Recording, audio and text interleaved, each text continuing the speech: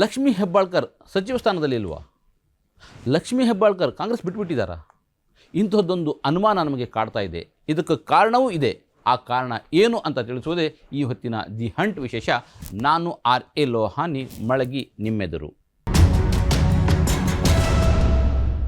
ಪ್ರಭಾವಿ ಸಚಿವರಾಗಿರುವ ಯಾರಾದರೂ ಪ್ರತಿಭಟನೆ ನಡೆಸುವುದು ಮತ್ತು ತಮ್ಮದೇ ಮುಖ್ಯಮಂತ್ರಿಗೆ ಮನವಿ ಕೊಡೋದು ಕಂಡಿದ್ದೀರಾ? ಲಕ್ಷ್ಮೀ ಹೆಬ್ಬಾಳ್ಕರ್ ಹೀಗೆ ಮಾಡ್ತಿದ್ದಾರೆ. ಇವರು ಸಚಿವರಾಗಿದ್ದಾರಾ? ಕಾಂಗ್ರೆಸ್ನಲ್ಲಿಯೇ ಇದ್ದಾರಾ? ಇಂತಹದ್ದೊಂದು ಅನುಮಾನ ಹುಟ್ಟಲು ಲಕ್ಷ್ಮೀ ಹೆಬ್ಬಾಳ್ಕರ್ ನಡೆಸುತ್ತಿರುವ ಪ್ರತಿಭಟನೆಗಳೇ ಕಾರಣ. ನಿರ್ಣಯ ತೆಗೆದುಕೊಳ್ಳಬೇಕಾದ ಸ್ಥಾನದಲ್ಲಿ ಕುಳಿತಿರುವ, ಪ್ರಭಾವಿ ಎನಿಸುವಷ್ಟು ಅಧಿಕಾರವನ್ನು ಹೊಂದಿರುವ ಲಕ್ಷ್ಮೀ ಹೆಬ್ಬಾಳ್ಕರ್ ಪ್ರತಿಭಟನೆಗೆ ಇಳಿಯುತ್ತಾರೆ ಎಂದರೆ ಸಾಮಾನ್ಯ ವಿಷಯವೇ?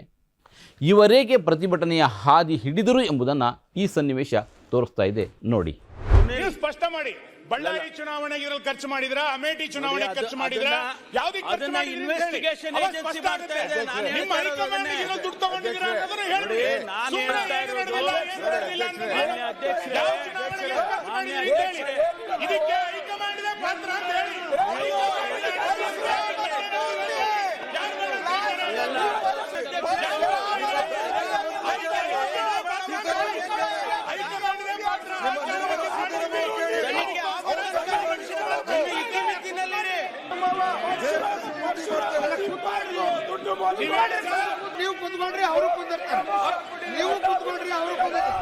ವಾಲ್ಮೀಕಿ ನಿಗಮದ ಹಗರಣದ ಬಗ್ಗೆ ಚರ್ಚೆಗೆ ಅವಕಾಶ ಕೋರಿ ಬಿಜೆಪಿ ನಾಯಕರು ಸದನದಲ್ಲಿ ಧ್ವನಿ ಎತ್ತಿದಾಗ ಅದಕ್ಕೆ ಕಾಂಗ್ರೆಸ್ ಕಡೆಯಿಂದ ಆಕ್ಷೇಪ ಬಂತು.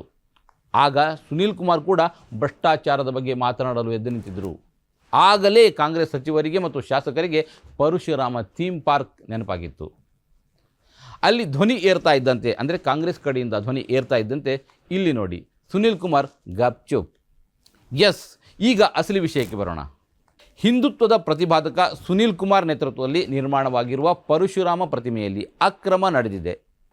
ಈ ಪ್ರಕರಣವನ್ನು SIT ತನಿಖೆಗೆ ಒಪ್ಪಿಸಬೇಕು ಎಂದು ಒತ್ತಾಯಿಸಿ ಲಕ್ಷ್ಮೀ ಹೆಬ್ಬಾಳ್ಕರ್ ನೇತೃತ್ವದಲ್ಲಿ ರಾಜ್ಯದಾದ್ಯಂತ ಪ್ರತಿಭಟನೆಗಳು ನಡೆದಿವೆ.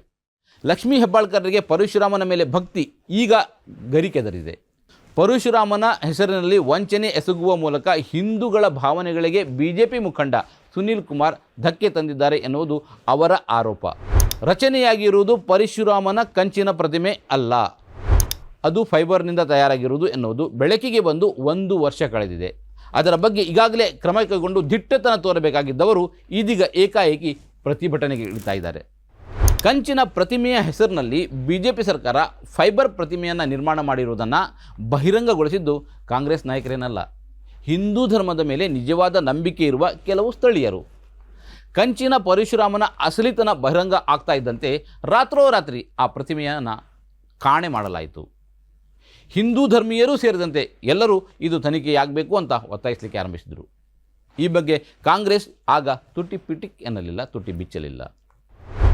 ಈ ಸಂದರ್ಭದಲ್ಲಿ ಸ್ಥಳಕ್ಕೆ ಭೇಟಿ ನೀಡಿದ್ದ ಉಸ್ತುವಾರಿ ಸಚಿವೆ ಲಕ್ಷ್ಮೀ ಹೆಬ್ಬಾಳ್ಕರ್ ಅಕ್ರಮ ನಡೆದಿರುವುದು ನಿಜ ಎಂದು ಒಪ್ಕೊಂಡಿದ್ದರು. ಆದರೆ ಅಕ್ರಮವನ್ನು ಮುಚ್ಚಿಟ್ಟ ಹಾಗೂ ರಾತ್ರೋರಾತ್ರಿ ಪ್ರತಿಮೆಯನ್ನು ನಾಪತ್ತೆ ಮಾಡಿದ ಜಿಲ್ಲಾಡಳಿತವಾಗಲಿ ಅಥವಾ ಸ್ಥಳೀಯ ನಾಯಕರಾಗಲಿ ಯಾರ ವಿರುದ್ಧವೂ ಕ್ರಮ ಕೈಗೊಳ್ಳಲು ಮುಂದಾಗಲಿಲ್ಲ. ಆ ಸಂದರ್ಭದಲ್ಲಿಯೇ ಧೈರ್ಯವಿದ್ದರೆ ತನಿಖೆ ನಡೆಸಿ ಅಂತ ಕಾಂಗ್ರೆಸ್ ಸರ್ಕಾರಕ್ಕೆ ಸ್ವತಃ ಸುನೀಲ್ ಕುಮಾರ್ ಸವಾಲು ಹಾಕಿದರು. ಇಷ್ಟಾದರೂ ಕಾಂಗ್ರೆಸ್ ಸರ್ಕಾರ ಪ್ರಕರಣವನ್ನು ತನಿಖೆ ನಡೆಸುವ ಧೈರ್ಯ ಪ್ರದರ್ಶಿಸಲಿಲ್ಲ. ಈಗ ಪ್ರತಿಭಟನೆಗೆ ಇಳಿತಾ ಇದ್ದಾರೆ. ಕಾಂಗ್ರೆಸ್ ಸರ್ಕಾರದ ಒಂದೊಂದೇ ಹಗರಣವನ್ನು ಬಿಜೆಪಿ ಬಹಿರಂಗಗೊಳಿಸ್ತಾ ಇದೆ. ಬಿಜೆಪಿ ಮುಖ್ಯಮಂತ್ರಿಯನ್ನು ಇಕ್ಕಟ್ಟಿಗೆ ಸಿಲುಕಿಸ್ತಾ ಇದೆ. ಆದ್ದರಿಂದಲೇ ಉಡುಪಿ ಜಿಲ್ಲಾ ಉಸ್ತುವಾರಿ ಸಚಿವರಿಗೆ ಪರಶುರಾಮನ ಪ್ರತಿಮೆಯ ನೆನಪಾಗಿದೆ. ತಮಾಷೆ ಏನಂದರೆ, ರಾಜ್ಯದಲ್ಲಿರುವುದು ತನ್ನದೇ ಪಕ್ಷದ ಸರ್ಕಾರ ಅನ್ನೋದನ್ನು ಮರೆತು ಪರಶುರಾಮ ಪ್ರತಿಮೆಯ ಅವ್ಯವಹಾರ, ಇದರ ತನಿಖೆ ನಡೀಬೇಕು, SIT ತನಿಖೆಗೆ ಒಪ್ಪಿಸಬೇಕು ಅಂತ ಪ್ರತಿಭಟನೆ ನಡೆಸುತ್ತಿದ್ದವರು ಮುಖ್ಯಮಂತ್ರಿಗೆ ಮನವಿಯನ್ನು ಕೊಡ್ತಾ ಇದ್ದಾರೆ. ಪ್ರಕರಣವನ್ನು SITಗೆ ಒಪ್ಪಿಸಬೇಕು ಅಂತ ಮನವಿ ನೀಡಲು ಜಿಲ್ಲಾ ಉಸ್ತುವಾರಿ ಸಚಿವರಿಗೆ 1 ವರ್ಷ ಬೇಕಾಯ್ತಾ? ಇದರೊಂದಿಗೆ ಹುಟ್ಟಿಕೊಳ್ಳುವ ಮತ್ತೊಂದು ಪ್ರಶ್ನೆ ಅಂದರೆ, ಈ ಪ್ರಕರಣವನ್ನು SITಗೆ ಒಪ್ಪಿಸಬೇಕು ಅಂತ ಒಂದು ಮನವಿ ಕೊಡಲಿಕ್ಕೆ, ಅದು ಪ್ರತಿಭಟನೆ ಮಾಡಿ ಮನವಿ ಕೊಡಲಿಕ್ಕೆ ಜಿಲ್ಲಾ ಉಸ್ತುವಾರಿ ಸಚಿವರಿಗೆ 1 ವರ್ಷ ಬೇಕಾಯ್ತಾ? ನಿರ್ಧಾರಕ ಶಕ್ತಿಯೇ ನೀವು ಆಗಿರುವಾಗ ಪ್ರತಿಭಟನೆಯ ಹಾದಿ ಯಾಕೆ ಬೇಕಿತ್ತು? ಇಲ್ಲಿಯವರೆಗೆ ಈ ಅಕ್ರಮದ ವಿರುದ್ಧ ಮೌನವಾಗಿದ್ದುದು ಯಾಕೆ? ಈ ಪ್ರಶ್ನೆಗಳಿಗೆ ಉತ್ತರಿಸದೇ ಹೋದರೆ ನೀವು ನಡೆಸುವ ಪ್ರತಿಭಟನೆ ನಕಲಿ ಅಂತ ಅನಿಸೋದಿಲ್ವೇ?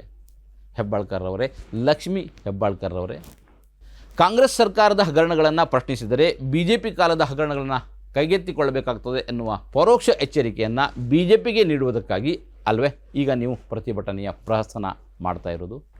ದೇವರ ಹೆಸರಿನಲ್ಲಿ ನಾವು ಏನು ಬೇಕಾದರೂ ಮಾಡಿ ದಕ್ಕಿಸ್ಕೊಳ್ಬಹುದು ಎಂಬ ನಂಬಿಕೆ ಇರುವ ಸುನೀಲ್ ಕುಮಾರ್ರಂತಹ BJP ನಾಯಕರಿಗೆ ಮತ್ತು BJPಗೆ ಈ ಬಾರಿಯ ಸಂಸತ್ ಚುನಾವಣೆಯಲ್ಲಿ ಜನರು ತಕ್ಕ ಉತ್ತರ ನೀಡುವಂತೆ ಈ ಹಗರಣವನ್ನು ಅಂದರೆ ಪರಶುರಾಮ ಥೀಮ್ ಪಾರ್ಕ್ ಪ್ರಕರಣವನ್ನು ಕಾಂಗ್ರೆಸ್ ನಾಯಕರು ಬಳಸಿಕೊಳ್ಬಹುದಿತ್ತು. ಚುನಾವಣೆಯ ಪರ್ವಕಾಲದಲ್ಲೂ ಮೌನವಾಗಿದ್ದವರು ಈಗ ತನಿಖೆ ಮತ್ತು ಪ್ರತಿಭಟನೆಗೆ ಇಳಿತಾ ಇದ್ದಾರೆ. ಅಂದರೆ ನಿಮ್ಮ ಮೂಗಿನವರೆಗೆ ನೀರು ಬಂದಿದೆ ಅಂತ ಅಲ್ವೇ ಅರ್ಥ? BJPಯವರನ್ನು ಬೆದರಿಸಲಿಕ್ಕೆ ಇನ್ನೂ 25 ಹಗರಣಗಳ ಪಟ್ಟಿಯನ್ನು ಹೊರಹಾಕಿದೆ ಸಿದ್ದರಾಮಯ್ಯನವರ ಸರ್ಕಾರ. ಆ ಹಗರಣಗಳ ತನಿಖೆಯನ್ನು ಆಗ್ರಹಿಸಲು ಯಾವ ಸಚಿವರನ್ನು ಇನ್ಯಾವಾಗ ಪ್ರತಿಭಟನೆಗೆ ಇಳಿಸ್ತಾರೋ ಆ ಸಿದ್ದರಾಮಯ್ಯನವರೇ ಬಲ್ಲರು.